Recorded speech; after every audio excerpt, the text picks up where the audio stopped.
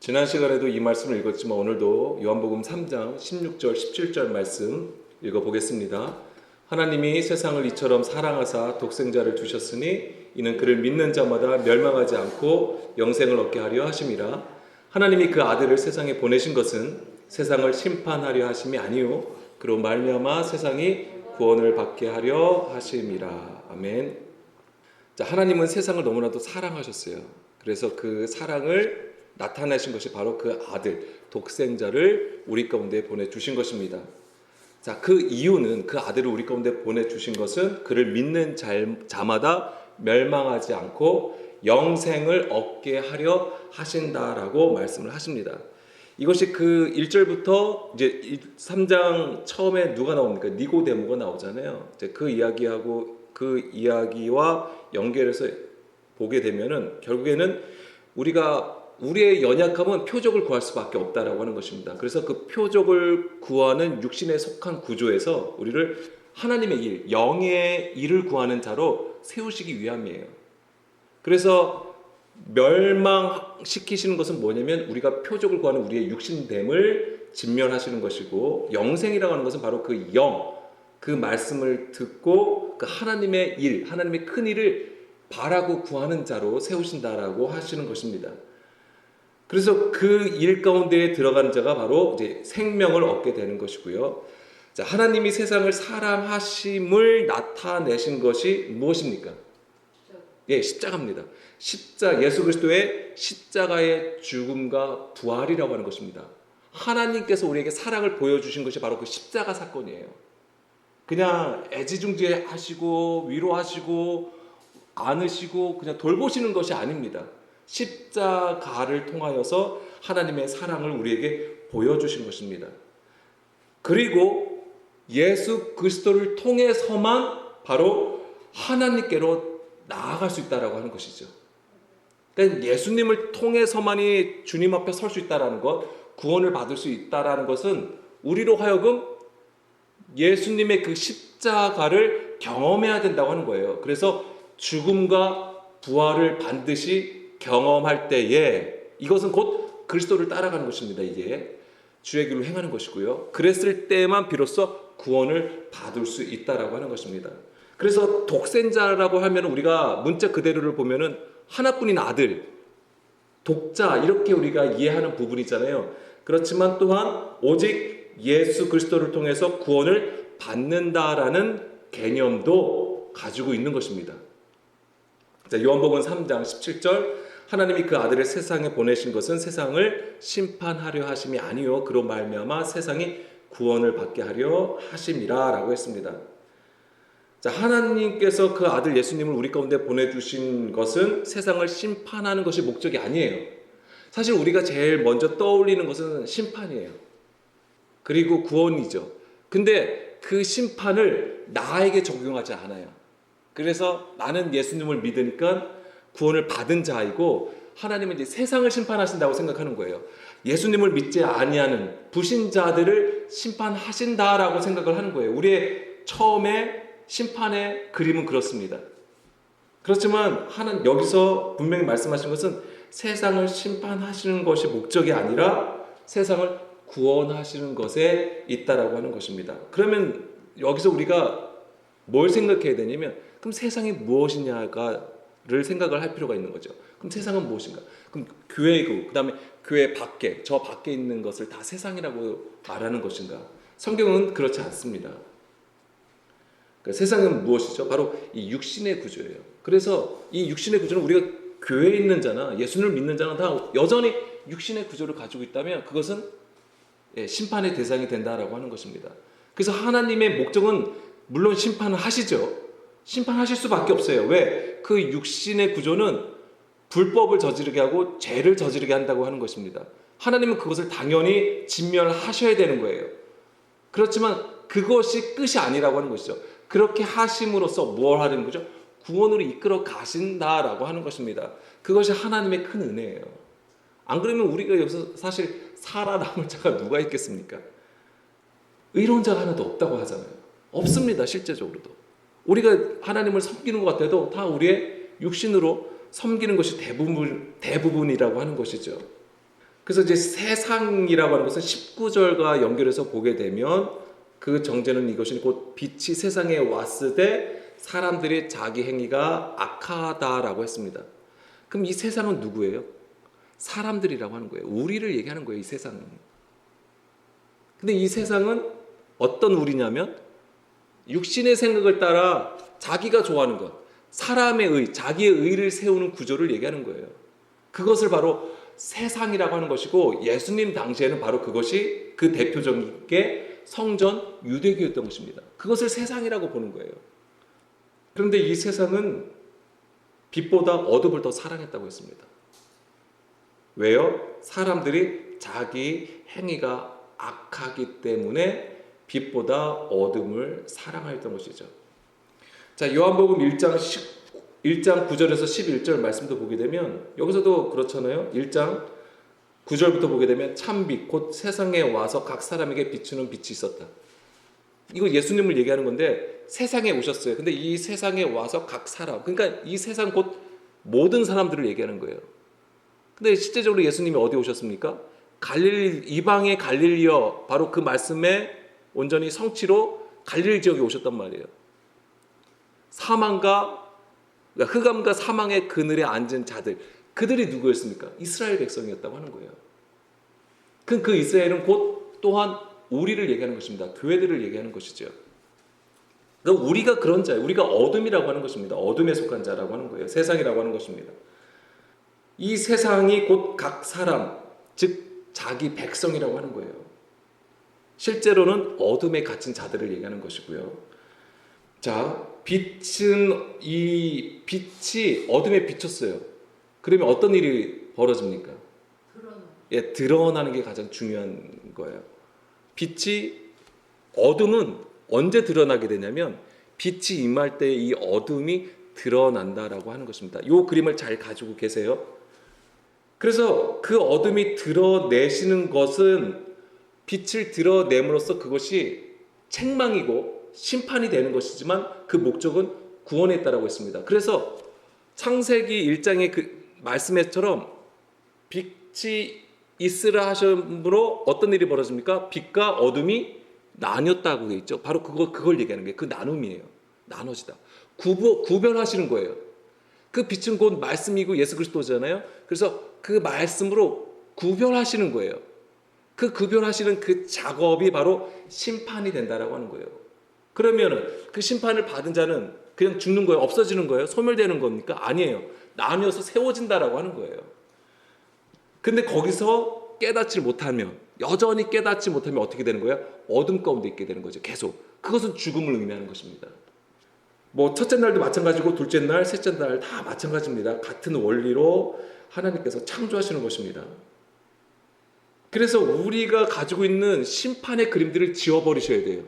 우리가 어떤 그림들을 가지고 있습니까? 백보자 심판 들어보셨어요? 예수님께서 재림하시면 죽은 자들이 다 일어나서 그 보좌 앞에서 심판받는다고 생각하는 거죠. 심판을 받는다고 그렇게 우리가 생각했던 거예요. 그래서 보좌 앞에서 그동안 그 사람이 살아온 모든 것들을 다 하나님께서 다 체크하셔가지고, 그래 너는 착한 일을 했구나, 선하구나, 그래 넌 천국으로 가야 돼. 너는 악한 짓을 많이 했네, 안타깝다 하면서 지옥으로 가야 돼. 이렇게 한다고 생각을 했던 거예요. 우리는 백보자 심판을 우리는 그렇게 생각했던 것입니다. 그런 그림들 지워버리세요. 물론 궁극적으로 예수님이 오시면 하시는 일이 있으시겠죠. 그렇지만 그것 이전에 우리가 이 땅에서 우리가 지금 생활하고 있는 지금 오늘 하나님의 그 길에 서지 아니하면, 우리가 천국을 경험하지 아니하면, 우리가 하나님 나라로 세워지지 아니하면 그가 아무 소용이 없는 거죠. 그리고 실제적으로 성경에서 가르쳐 주는 것은 이 땅에서 천국을 살라라고 하는 거예요. 하나님 나라를 세워서 하나님의 백성으로 살라라고 가르쳐 주신다고 하는 겁니다. 그것을 항상 우리가 기억을 해야 됩니다. 그래서 이 빛이 임함으로써 어둠이 드러내는 것을 우리는 예수님의 책망하심으로 들을 수 있는 거예요. 그게 책망하심이에요. 단지 빛이 쫙 비추고 어둠이 보이네? 그걸로 끝나는 게 아니에요. 그거는 실제적으로 우리에게 어떻게 어떻게 경험할 수 있냐면 책망하심으로 우리가 경험하게 되는 것입니다. 혼나는 거예요, 사실. 우리 안에 어둠이 있잖아요. 근데 빛이 곧 말씀이에요. 그 말씀으로 우리가 책망함을 받는 거예요. 훈계하는 거죠. 하나님께서. 그럼 그것을 듣는 자는 사는 거예요. 예수님을 따라 빛의 자녀로 그러니까 빛을 따라 갈 수 있는 것이죠. 그래서 하나님의 목적은 심판을 통한 구원이에요, 사실은. 심판을 받는 게 아니고요. 받지 않는 게 아니에요. 심판은 반드시 있어요. 우리가 완전히 의롭지 않는 이상은 반드시 심판을 받을 수밖에 없다. 그렇지만 하나님의 최종 목적은 구원이라고 하는 거예요. 심판을 통한 구원이라고 하는 것입니다. 자, 요한복음 3장 18절 말씀 보겠습니다. 자, 그를 믿는 자는 심판을 받지 아니하는 것이요 믿지 아니하는 자는 하나님의 독생자의 이름을 믿지 아니함으로 벌써 심판을 받은 것이니라. 자, 이렇게 보면 이런 말씀 보면 되게 오해할 수도 있는 것이지만 다시 한번 말씀을 드리지만은 심판을 통한 구원이에요. 그러니까 우리가 자꾸만 심판을 백보자 심판으로만 생각하니까 이게 이해가 안 될 수도 있는 것이지만, 자, 우리가 예수를 믿으면 심판을 받지 않는 것이고, 자, 이거를 우리가 잘 이해해야 됩니다. 그리고 하나님의 독생자의 이름을 믿지 않으면 벌써 심판을 받은 것이라고 합니다. 그러면은 우리는 심판은 언제 일어날 일이에요? 우리가 알고 있던 심판은 앞으로 미래에 일어날 일이잖아요. 근데 여기서는 뭐예요? 심판을 받았다고 했잖아요. 완료형입니다. 여기는 벌써 너희가 심판을 받은 것이다 라고 얘기를 하고 있는 거예요. 심판을 받았대요. 우리가 생각할 때 심판은 분명히 미래 앞으로 일어날 일인데, 여기서는 예수님은 심판을 받은 것이라고 완료형으로 쓰이게 됩니다. 하나님의 독생자의 이름을 믿지 아니함으로, 이게 단지 그냥 예수님의 이름을 안 믿는 것, 나는 예수님 안 믿어, 나는 기독교 안 믿어, 교회 안 나가, 이걸 얘기하는 게 아니겠죠. 당연히 그것 때문에 심판이 임한다는 말이 아닙니다. 예수님의 그 이름은 그 영이에요. 그 말씀인데 그 말씀을 듣지 않기 때문에 예수님의 그 믿음과 하나 되지 아니함을 얘기하는 거예요. 자, 예수님의 믿음과 하나가 된다는 것은 어떻게 우리가 이해할 수 있습니까? 갈라디아서 2장 20절 말씀이죠. 우리가 그리스도와 함께 십자가에 못 박히게 되면 이제는 내가 사는 것이 아니고 오직 내 안에 그리스도께서 사시는 것이다 라고 했습니다. 그러니까 우리가 십자가에 못 박힌 건 뭐가 바뀌는 거죠? 우리의 육신됨이 진멸당하는 거예요. 그럼 그때에 예수 그리스도께서 우리 안에 거하시게 된다고 하는 거예요. 그리고 보세요. 이제 내가 육체 가운데 사는 것은 나를 사랑하사 나를 위하여 자기 자신을 버리신 하나님의 아들을 믿는 믿음 안에서 사는 것이다 라고 했는데, 여기서 보면 목적격으로 쓰였어요. 우리 해석은 그렇게 돼 있어요. 근데 원문에서는 소유격이에요. 뭐냐면 하나님의 아들의 그 믿음 안에서 산다라고 되어 있는 거예요. 그러니까 우리의 믿음조차도 뭐가 되냐면 우리의 의가 될 수 있는 거예요. 우리의 공의가 될 수 있는 것입니다. 그걸로는 우리가 진정으로 하나님 앞에 인정받는 믿음으로 설 수가 없어요. 오직 그리스도의 그 믿음으로만 되어지는 거예요. 근데 그 그리스도의 그 믿음으로 사는 게 뭐냐? 바로 예수 그리스도께서 우리 안에서, 내 안에서 사시는 것으로 이루어진다라고 하는 것입니다. 이게 굉장히 중요한 말씀이에요. 그래서 예수님의 이 믿음과 하나 되지 않았기 때문에 그것이 바로 심판이 된다라고 하는 거예요. 그래서 이 당시 예수님이 오셨을 때에 이스라엘은 예수님을 영접하지 아니하였죠. 그것 자체가 벌써 심판이에요. 그래서 그들은 죽은 자였던 것입니다. 사망에 이르렀던 거예요. 그것이 바로 심판을 받은 상태라고 하는 것입니다. 만약에 오늘 우리도 마찬가지죠. 우리가 이렇게 교회를 나와 있어도 진정으로 그 말씀을 듣는 그 믿음이 없다면, 예수 그리스도의 그 믿음이 내 안에 없다면 우리가 어떤 상태예요? 심판을 받은 상태가 되는 것입니다. 여전히 죽은 자라고 하는 거예요. 그럼 그런 자는 기회가 없나요? 아니에요. 하나님은 그대로 그냥 방치해두지 아니하신다고 하는 것입니다. 계속 우리 가운데 뭘 하시는 거예요? 빛을 주시는 거예요. 말씀을 주시는 거예요. 그게. 그래서 말씀을 듣고 깨달으라고 계속 우리에게 그 은혜를 계속 주시는 것입니다. 그래서 부족하지만 여전히 우리가 알지 못하는 것 같을지라도 하나님 앞에 겸손히 그 낮아진 심령으로 주님 앞에 있어야 되는 거예요. 그 말씀 앞에 들으려고 해야 된다고 하는 것입니다. 그것이 우리의 신앙생활이에요. 뭐 어떤 사역을 하고 무슨 어떤 대단한 일을 하라고 하는 게 아니에요. 그래서 심판은 이 세상으로부터 분리되지 않은 상태가 바로 심판이에요. 그것이. 지금 우리가 그런 상황일 수 있다라고 하는 거죠. 그러니까 세상과 분리가 돼야 된다고 하는 거예요. 분리가 돼야 돼요. 그 얘기는 뭐예요? 온전히 그 빛을 받고 그 빛을 깨달았다고 하는 거예요. 말씀을 깨달았으니까 당연히 이제 구별되는 것이죠. 그게 시작이에요. 그게 바로 출애굽 사건이라고 하는 것이죠. 애굽 안에 있었어요. 근데 모세를 통해서 하나님께서 애굽에서 이스라엘 백성을 이끌어 가셨잖아요. 그리고 마지막 재앙을 통해서 그 장자의 죽음이잖아요. 어린 양의 피를 뿌리고 장자의 죽음이 임함으로써 그 일로 인해서 비로소 애굽에서 나온 거잖아요. 그 일이에요, 바로. 그게 창조의 시작이 되는 것이죠.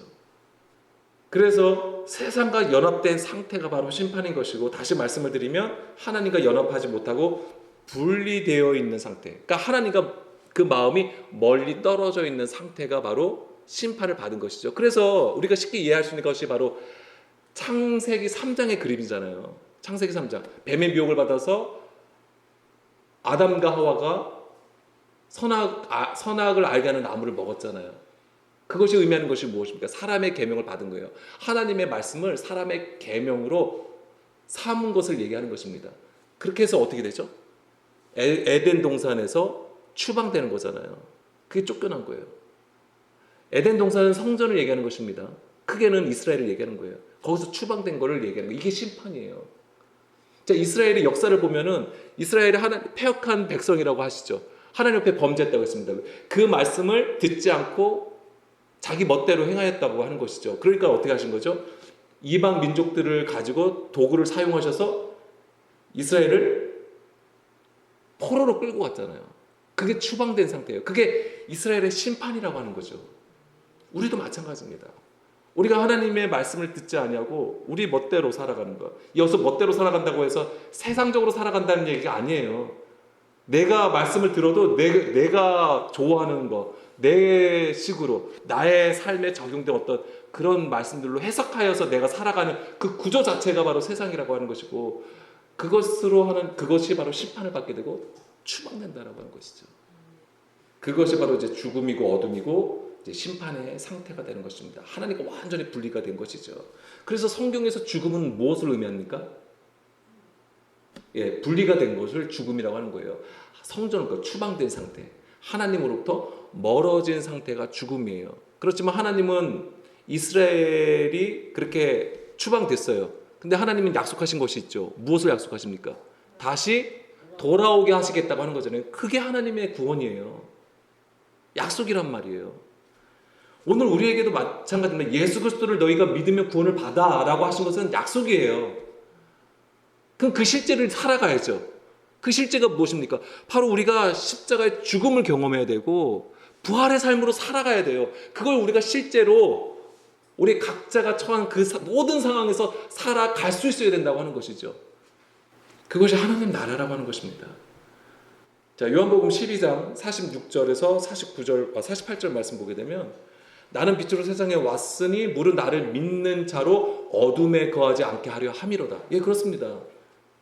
어둠에 더 이상 거하지 않게 하시는 거예요. 사람이 내 말을 듣고 지키지 아니할지라도 내가 그를 심판하지 아니하노라. 내가 온 것은 세상을 심판하려 함이 아니요 세상을 구원하려 함이로다. 그러면은 자 18절에서는 그러면은 예수님은 자 여기서 보세요. 예수님은 내가 심판을 하려 온 게 아니라고 하시는 말씀을 하세요. 근데 48절에 보면은 정확하게 우리가 이해할 수 있어요. 뭡니까? 심판하는 이가 있다고 했어요. 그게 무엇입니까? 내가 한 그 말씀이라고 하는 거예요. 그러면 예수님의 그 말씀은 어떤 말씀입니까? 하나님 아버지로부터 가지고 온 말씀이잖아요. 그래서 예수님은 내가 자의로 하는 말이 아니다. 내 안에 계신 그 아버지께서 하시는 말씀이라고 얘기하잖아요. 그렇기 때문에 내가 하는 말이 참되다, 진리이다 라고 말씀을 하십니다. 그 말씀이 심판하시는 거예요. 그 말씀이 일하신다고 하는 것이죠. 근데 그 말씀이 바로 빛이라고 하는 것이고, 그리고 마지막 날에 그를 심판하리라 라고 말씀을 하신 것입니다. 그래서 예수님의 말씀은 자의로한 것이 아니라고 하는 것은, 예수님이 어떤 분이세요? 율법과 선지자의 말을 폐하러 오신 것이 아니라 완전케 하시려고 오셨다라고 말씀하신 것입니다. 예수님께서 율법을 완전케 하시는 것은 무엇입니까? 이게 바로 그리스도의 그 믿음으로 행함이에요. 믿음으로 행했다고 하는 거예요. 믿음이 바로 들음이에요. 그래서 온전히 듣고 순종하였다고 하는 거예요. 온전히 들었다고 하는 것이 바로 깨달았다고 하는 것입니다. 그 깨달음을 가진 자는 그 삶을 살아요. 순종이 반드시 있게 되는 것이죠. 행함이 있게 되는 것입니다. 그러면 성경에서도 행함이 두 개가 있어요. 무엇이 있습니까? 스스로 행함, 즉 사람의 행위가 있고요, 하나님의 일이 있어요. 사람의 일이 있고 하나님의 일이 있다라고 하는 것입니다. 우리 안에 그리스도의 그 믿음이 우리 안에 계시면 그것은 이제 우리가 자의로 하는 것이 아니라 하나님의 일로 나타나게 되는 거예요. 근데 이것이 이루어지지 않으면, 다시 말씀드리면 우리가 그리스도와 함께 십자가에 죽는 것이 없으면 나의 일이 되는 거예요. 사람의 일이 된다고 하는 것이고, 사도 바울은 그것을 어떻게 표현했냐면 율법의 행위로 표현하고 있는 거예요. 율법의 행위. 종교적인 행위예요. 그래서 우리가 그런 말씀을 듣고 스스로를 점검할 수 있어야 돼요. 나의 섬김이, 나의 이 모든 일들이 율법의 행위냐, 종교적인 행위냐. 그러면 우리가 진정한 신앙인이 아니라 뭐예요? 종교인으로 지금 살아가고 있느냐를 점검할 수 있어야 되는 것입니다. 자, 요한복음 3장 19절 말씀 보겠습니다. 요한복음 3장 19절. 그 정죄는 이것이니 곧 빛이 세상에 왔을 때 사람들이 자기 행위가 악함으로 빛보다 어둠을 더 사랑한 것이니라. 왜 빛을 싫어하고 어둠을 더 사랑하죠? 자기 행위가 악하기 때문입니다. 자기 행위가 악하다라고 하는 거예요. 이 자기 행위가 뭐예요? 아까 사도 바울이 얘기한 거. 율법의 행위예요, 이게. 우리가 겉으로 볼 때는 하나님을 안 섬기는 게 아니에요. 하나님을 엄청나게 섬기는 거예요. 열심으로 섬기는 거예요. 근데 이것이 바로 율법의 행위였던 것이죠. 사람으로부터 나오는 열심, 수고, 노력이라고 하는 거예요. 사실은 그것 자체가 잘못된 게 아니죠. 우리가 수고해야 돼. 수고함이 있어야 돼요. 노력하는 게 있어야 돼요. 우리가 하나님을 알려면 성경도 봐야 되잖아요. 이거 그냥 되는 게 아니잖아요. 이 성경을 보려면 노력해야 돼요. 나의 육신을 쳐야 돼요. 복종해야 돼요. 때로는 내가 하기 싫은 거 해야 돼요. 내가 이 시간에 피곤하죠. 집에서 쉬고 싶잖아요. 그런데도 예배 시간이기 때문에 나올 필요가 있는 거예요. 나의 육신을 치는 것입니다. 이게 수고하고 노력하는 거죠. 그렇지만 이것 자체가 잘못된 게 아니에요. 로마서 3장 20절 보겠습니다. 뭐냐면 우리의 중심이 문제였던 것이죠. 나의 중심이 이렇게 나와 있더라도 내 마음이, 내 중심이 엉뚱한 데 있으면 그거는 있으나 마나한 거잖아요. 우리가 이런 부분들은 계속 나눴던 것인데, 로마서 3장 20절. 그러므로 율법의 행위로 그의 앞에 의롭다 하심을 얻을 육체가 없나니 율법으로는 죄를 깨달음이라. 율법의 행위는 어떤 것도 의로운 것이 없어요. 의로울 수가 없어요. 자기의 의의를 세우는 것이기 때문에 그렇습니다. 그러면서 율법으로는 죄를 깨닫는다라고 했고요. 갈라디아서 2장 16절. 갈라디아서 2장 16절 말씀에서도 보게 되면 사람이 의롭게 되는 것은 율법의 행위로 말미암은 것이 아니다라고 되어 있어요. 오직 예수 그리스도를 믿음으로 말미암는 줄 알므로. 여기서도 목적격으로 뭐뭐를, 예수 그리스도를 믿음으로. 이거는 마치 우리의 믿음이잖아요. 이게 아니에요. 소유격이에요. 예수 그리스도의 그 믿음으로 말미암는 줄 알므로 우리도 그리스도 예수를 믿나니 이는 우리가 율법의 행위로서가 아니고 그리스도를 믿음으로써 의롭다함을 얻으려 함이라. 율법의 행위로서는 의롭다함을 얻을 육체가 없다라고 사도 바울은 계속해서 얘기를 합니다. 그러니까 사도 바울은 율법하고 그러니까 율법 자체도 하나님의 말씀이에요. 이것도 영의 것이에요. 영의 말씀입니다. 그것을 구별합니다. 구별하여서 율법의 행위로 얘기하고 있는 거예요. 그래서 너희가 하나님의 말씀을 가지고 있어도 너희가 그것을 뭐합니까? 해석하여서 그들이 가지고 있는 말씀들로 너희가 하나님 앞에 오히려 그것을 너희가 하나님 앞에 더 거룩하고 하나님을 더 잘 섬기기 위해서 그런 것들을 행하고 있지만 사실은 그것이 오히려 하나님 앞에 불법이 된다라고 얘기를 해주는 거예요.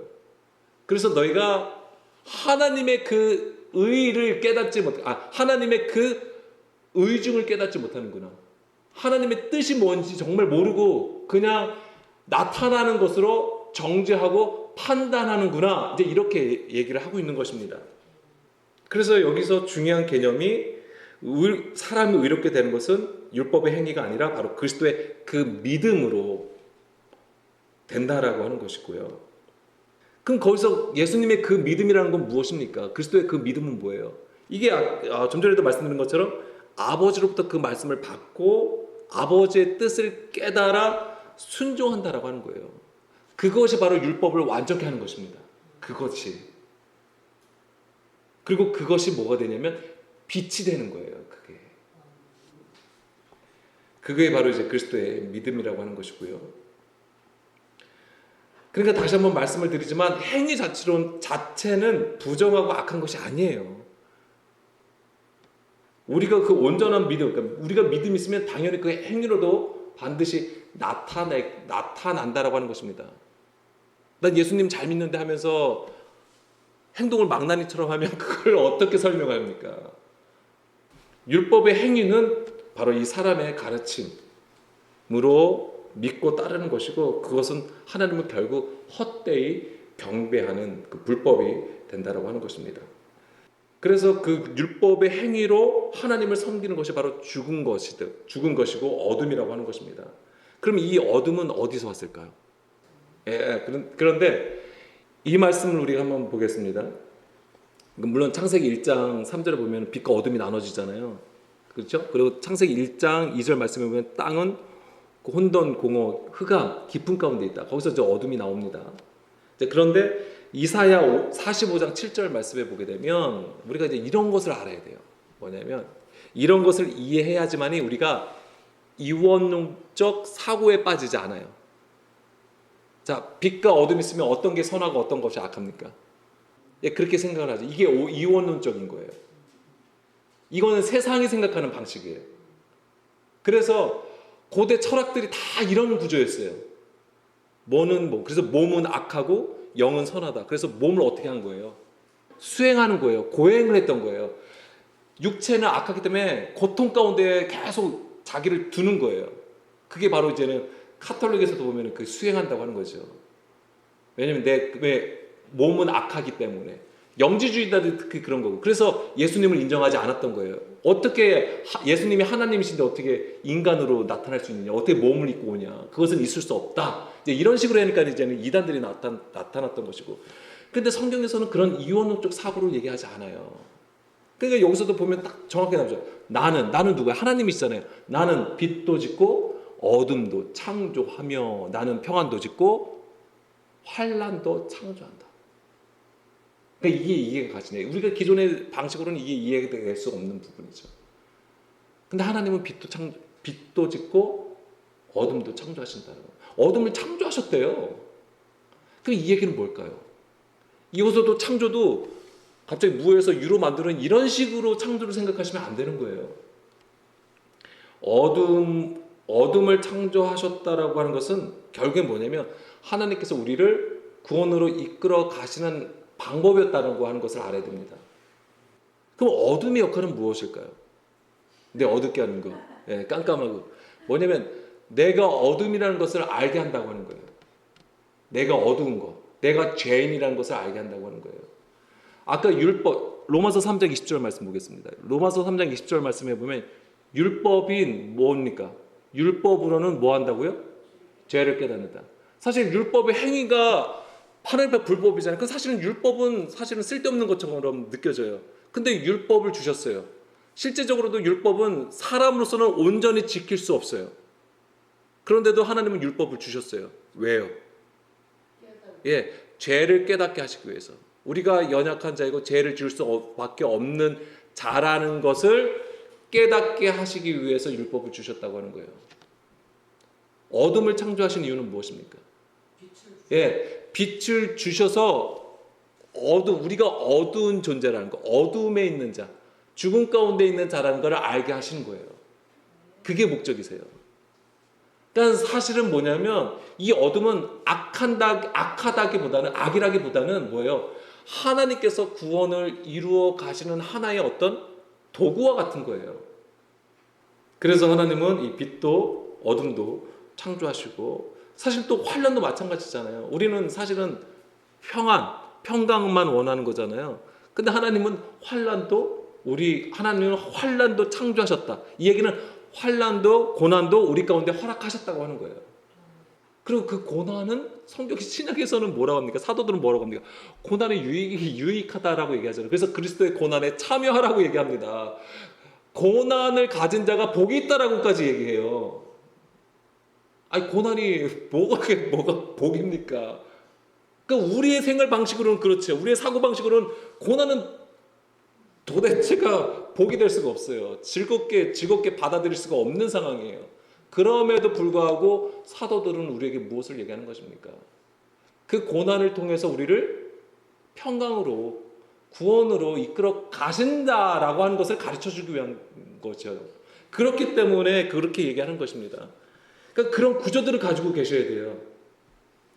그래야지 지금 현재 우리가 당한 고난과 어려움도 능히 그 믿음으로 이겨낼 수 있다라고 하는 것입니다. 안 그러면 그냥 절망이죠. 낙심밖에 없다라고 하는 것입니다. 그 삶이 어떻게 행복할 수 있어요? 그래서 그 말씀을 잠깐 이제 참고해서 말씀을 드리면, 디모 2장 3절 빨리 찾아볼게요. 시간이 자꾸 가지만, 그러니까 이런 분이 계속해서 나누고 있다라고 하는 거예요. 사도들이 너는 그리스도의 예수의 좋은 병사로 나와 함께 고난을 받으라. 고난이 뭐 좋다고 나와 함께 고난을 받으라고 얘기합니까? 히브리서 2장 10절. 히브리서 2장 10절에서도 그러므로 만물이 그를 위하고 또한 그로 말미암은 이가 많은 아들들을 이끌어 영광에 들어가게 하시는 일에 그들의 구원의 창시자가 고난을 통하여 온전하게 하심이 합당하다. 그래서 그리스도의 고난에 참여해야 된다라고 얘기합니다. 왜냐하면 그 고난으로 뭐야? 그 영광에 이르라고 얘기를 하는 거예요. 5장 8절. 그가 아들이시면서도 받으신 고난으로 순종함을 배워서 온전하게 되셨다라고 하는 거예요. 예수님도 고난으로 순종함을 배워서 온전하게 되셨는데 하물며 우리는 어떻겠냐고요? 무엇으로 우리가 온전해야 된다고 얘기하고 완전해야 된다고 얘기를 하면서 무엇으로 완전해지시려고 합니까? 고난에 참여하라고 얘기해요. 그리스도의 그 고난이에요. 물론 우리가 삶에서의 어려움과 고난이 있습니다. 물론 그렇지만은 뭐예요? 그 율법을 통하여 죄를 깨달음. 이게 뭔지 아십니까? 그게 심판이에요. 죽음에 이른 거예요. 그게 바로 그리스도와 함께 십자가에 죽는 것이 되는 거죠. 예수님께서 십자가에 죽으시면 뭐로 죽으신? 육신을 죽으신 거예요. 거기에 참여하라고 하는 거예요. 그게 죄를 깨닫는 거예요. 그게 고난이 되는 거죠. 그래서 온전하게 되었다. 그래서 깨달음으로 순종하여 나간다. 이게 부활의 삶이죠. 자기에게 순종하는 모든 자에게 영원한 구원의 근원이 되시고, 그러니까 우리가 바로 예수님을 따라가면 바로 그것이 구원에 이른다라고 하는 거죠. 베드로전서 3장 14절, 베전 3장 14절 말씀에서도 보게 되면 그러나 의를 위하여 고난을 받으면 복 있는 자니, 의를 위하여 고난을 받을 때 복이 있다라고 얘기하면서 그들이 두려워하는 것을 두려워하지 말고 근심하지 말고.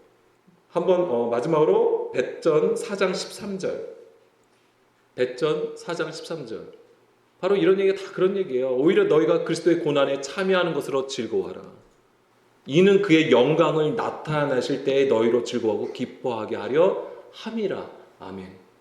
그리스도의 고난에 참여함으로 하는 것으로 즐거워하래요. 이게 정말 하하호호하면서 즐거워하라는 얘기 아닙니다. 깨달으라고 하는 거예요. 그 하나님께서 우리에게 주신 그 일이 결국 우리를 생명으로 이끌어 가시는 것이기 때문에 그 하나님의 마음을, 뜻을 보라고 하는 것입니다. 거기에 소망이 있기 때문에 즐거워할 수 있다라고 하는 거예요. 기뻐할 수 있다라고 하는 것입니다.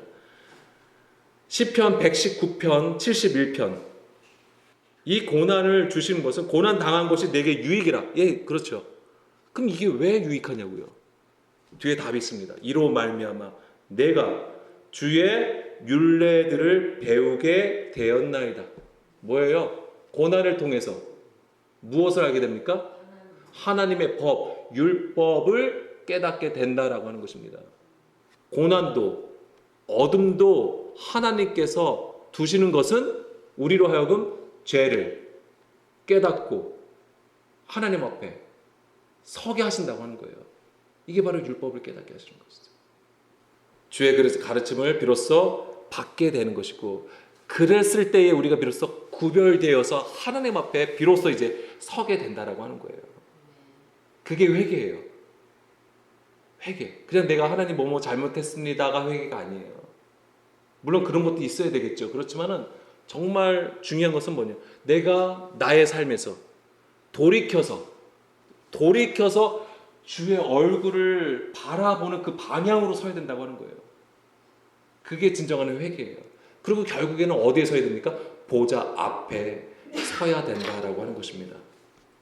다시 요한복음 3장 18절 말씀. 자기의 행위로 19절이죠. 예. 사람들이 자기 행위가 악하다. 이것은 결국에는 뭐예요? 하나님을 아는 올바른 지식이 없기 때문에 그런 것이죠. 예, 로마서 10장 2절, 3절, 4절 말씀에 보게 되면 오히려 올바른 지식을 따르지 않기 때문에 하나님의 의가 아닌 자기의 의를 세우는 상태를 얘기하는 것입니다. 그것은 하나님 앞에 불법이고 죄가 되는 것이고 하나님께 심판을 받게 되는 것입니다. 자, 20절. 악을 행하는 자마다 빛을 미워하여 빛으로 오지 아니하나니 이는 그 행위가 드러날까 함이요 라고 되어 있습니다. 여기서 악을 행하는 자가 빛을 미워해요. 왜요? 자기의 행위가 드러날까 봐. 그럼 여기서 드러난다는 게 뭘까요? 그러니까 뭐냐면 내가 만약 뭘 훔쳤으면 이게 다른 사람들한테 다 알려진 거. 이거 우리가 이렇게 이해하고 있는 것이지만 엘렌코라는 단어가 쓰였습니다. 엘렌코. 이게 뭐냐면 원래 책망하다예요. 꾸짖다, 훈계하다, 죄를 깨닫게 하다라는 뜻이에요. 이 엘렌코가. 악을 행하는 자는 뭐냐면 꾸지람을 받기 싫은 거예요. 책망을 받지 않는다는 얘기예요. 이 얘기가. 빛을 미워한다는 얘기는. 그러니까 하나님의 그 말씀을 듣지 않는다라고 하는 거예요. 자, 요한복음 16장 7절 말씀. 여기도 이 엘렌코가 쓰였습니다. 8절에 쓰여 있는 건데 보세요. 근데 7절부터 보게 되면 자, 예수님께서 내가 떠나는 것이 유익하다고 말씀하세요. 내가 떠나가지 않으면 보혜사 성령님이 너에게 오시지 않는다고 하시죠. 그러면은 8절에 그럼 보혜사 성령님이 와서 하시는 것이 무엇입니까? 죄에 대하여, 의에 대하여, 심판에 대하여 세상을 책망하신다. 여기서 책망하다가 엘렌코가 되는 것입니다. 그러니까 뭐냐면 예수님의 십자가 사건이 있어요. 그러니까 아까 7절은 뭐예요? 예수님의 십자가 사건을 얘기하는 거예요. 내가 떠나가는 것이 유익하다. 이것은 예수님의 십자가 사건을 얘기하는 거예요. 이 예수님의 십자가 사건은 우리를 책망하시는 표적이에요. 우리를 책망하시는 그림이에요, 그게. 왜냐하면 십자가상에서 죽으신 거잖아요. 그리고 3일 후에 부활하신 거니까. 그러니까 이 십자가상에서의 죽음은 우리를 책망하시는 표적이 되는 것입니다. 그리고 우리 안에 불법, 의, 악, 그러니까 우리 안에 불법, 우리의 의, 그 다음에 죄, 악, 그 다음에 거짓을 드러내심으로써 우리를 진리 가운데로 인도하신다고 하는 거예요. 그러니까는 성령은 진리의 영입니다. 그래서 우리 안에 있는 거짓, 사람의 것을 태우시는 거예요. 그래서 하나님의 말씀으로 듣게 하셔서 우리를 그 생명으로 인도해 가시는 것입니다. 그래서 성령님을 통해서 우리의 죄를 깨닫게 하시는 거예요. 책망하심으로써. 그러니까 그게 바로 이제 율법이죠. 율법의 기능이에요. 그래서 이제 율법이 그래서 뭐예요? 완전케 되는 그 일을 하신다고 하는 것입니다. 잠언서 3장 12절. 잠언서 3장 12절 보게 되면 대저 여호와께서 그 사랑하시는 자를 징계하시기를 마치 아비가 그 기뻐하는 아들을 징계함 같이 하신다. 이건 이제 히브리서 12장 6절 말씀에서도 우리가 알고 있는 부분이죠. 주께서 그 사랑하는 자를 징계하시고 그가 받아들이시는 아들마다 채찍질하신다고 하는 거예요. 이가 바로 이런 아들이 어떤 아들입니까? 친아들이라고 하는 거잖아요. 진짜 아들이라고 하는 거예요. 사생자가 아니라고 하는 것이잖아요. 너희가 참으면 징계를 받기 위함이라. 하나님이 아들과 같이 너희를 대우하시나니 어찌 아버지가 징계하지 않는 아들이 있으리요. 그러니까 여기에는 뭐가 포함이 되어 있냐면 무엇을 얘기하는 것입니까? 하나님의 그 사랑을 얘기하는 거예요. 아버지가 아들을 징계하면 사랑하기 때문이라고 하는 것입니다. 그러니까 우리가 하나님의 사랑을 얘기하면서 자꾸만 아름다운 거, 좋은 거 이것만 생각을 하는 거예요. 그때 그 징계하심이 반드시 있다라고 하는 것입니다. 그게 진짜 우리를 사랑하시는 것이죠. 그래서 우리는 사실 징계에 대해서 잘못된 인식을 가지고 있는 거예요. 그렇지만 성경에서 징계는 하나님의 사랑이라고 하는 것입니다. 그래서 하나님의 사랑은요, 그 아들을 우리에게 보내주신 것이고 그 아버지의 뜻을 따라 바로 십자가를 지게 하셨다고 하는 거예요. 그리고 오늘 우리가 주의 그 음성을 들음으로써 또한 우리가 자기를 부인하고 자기 십자가를 지고 예수를 따르게 하신다고 하는 것입니다. 이것이 바로 우리를 사랑하시는 거예요. 세상을 사랑하시는 거예요, 이게.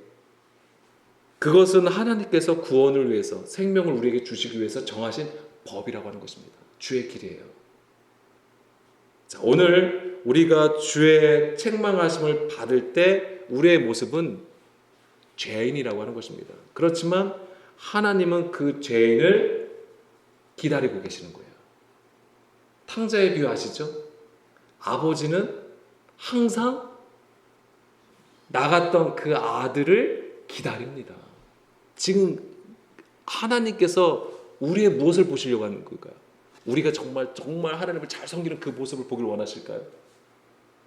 막 열심히 뭐 헌금도 잘 내고 막 충성하고 섬기는 거 이거 원하실까요? 그런 부분도 필요한 것이지만 하나님은 뭘 원하실까요? 우리의 죄인된 모습을 원하시는 거예요. 내가 죄인이구나. 하나님만 의지할 수밖에 없는 존재구나. 그런 심령을 가진 자, 가난한 심령을 가진 자. 하나님은 그런 자를 오늘도 기다리시고 찾으시고 그들을 향하여 그 손을 내미시는 겁니다. 그 하나님의 사랑을, 그 은혜를 오늘도 우리가 경험하기를 간절히 소망합니다.